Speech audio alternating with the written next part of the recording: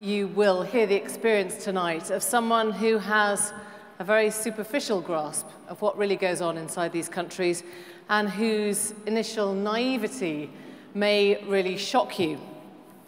That person is me. When I was first invited on a trip with WJR, I said no.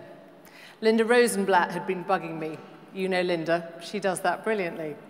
She'd been bugging me for years, but it was always the wrong time. I had a small baby, or I had a large general election, or I had an inconvenient work trip, or I had an overstretched husband. And finally, I ran out of excuses, and so I said yes.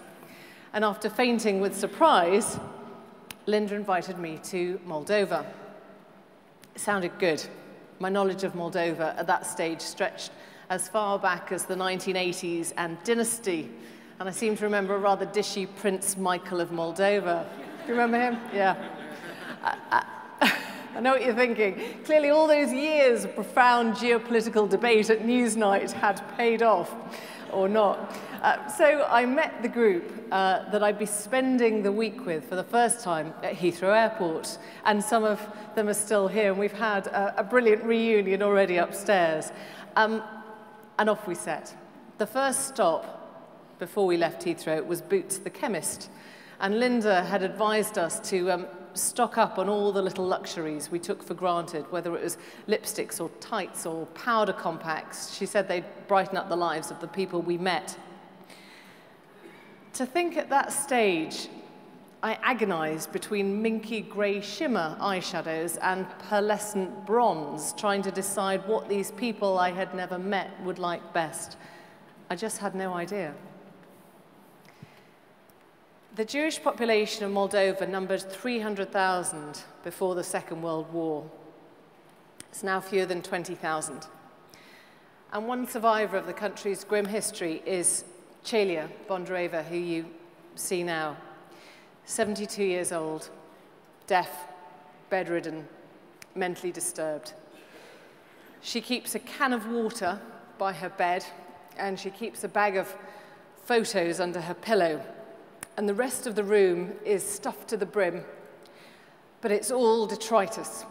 A broken television she won't throw out, clothes she won't wear, crockery she'll never use again.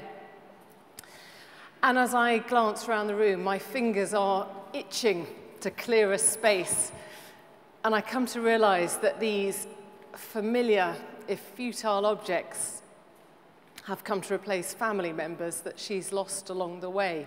The only contact Celia has with the outside world has been through the work of Chesed.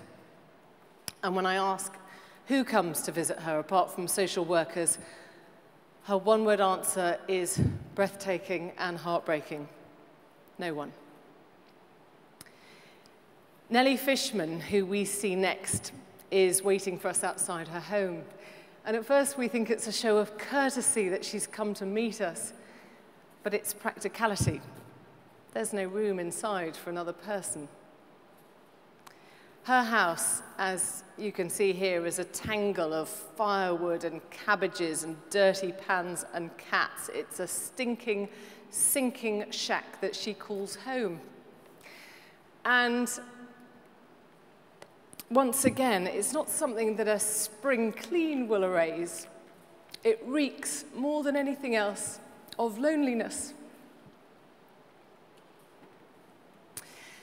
I don't want to finish on this note because what we saw next was amazing. The work of Chesed, supported by WJR, the warmth of the local community centres, and the confidence, the reassurance they were giving these folk that they were not forgotten. Now, I came, as I've admitted, as a slightly reluctant visitor to that part of the world. And I have to say, for the record, I never spied dishy Prince Michael.